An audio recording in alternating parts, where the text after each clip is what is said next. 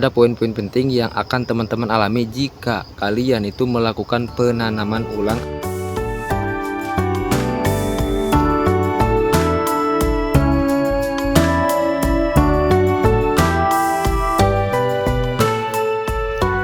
Oke teman-teman, kali ini kita akan menjawab pertanyaan dari saudara kita ya. Kurang lebih pertanyaannya seperti ini.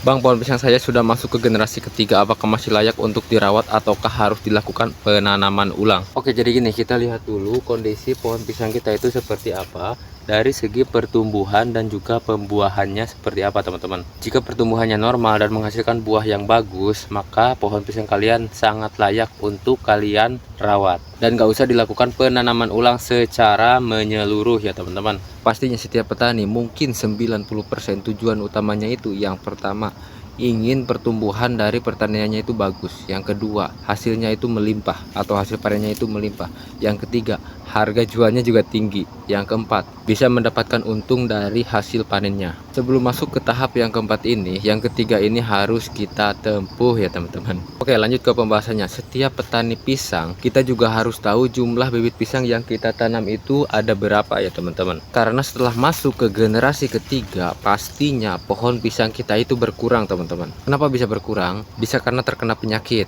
bisa juga bibit pisang yang kita tanam itu mati, dan bisa juga diakibatkan karena adanya pohon-pohon besar yang tumbuh di area sekitar pohon pisang kita teman-teman. Contohnya seperti ini.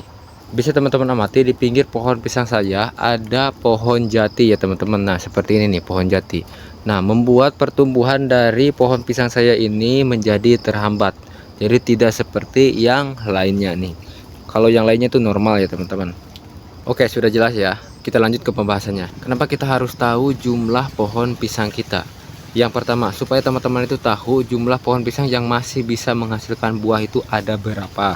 Karena ini bisa berpengaruh pada hasil panen yang akan teman-teman dapat nanti. Yang kedua, hitung bibit pisang yang mati, supaya teman-teman itu bisa menentukan berapa jumlah bibit pisang yang dibutuhkan untuk mengganti bibit pisang yang mati. Jadi nggak harus dilakukan penanaman ulang secara menyeluruh. Tapi jika teman-teman mau melakukan penanaman ulang itu bagus ya teman-teman, agar merefresh kembali tanah yang selama ini kita gunakan menjadi gembur seperti semula, dan hasil panen yang kita dapat menjadi stabil kembali ya teman-teman. Tapi ada poin-poin penting yang akan teman-teman alami jika kalian itu melakukan penanaman ulang, akan saya bahas di video selanjutnya.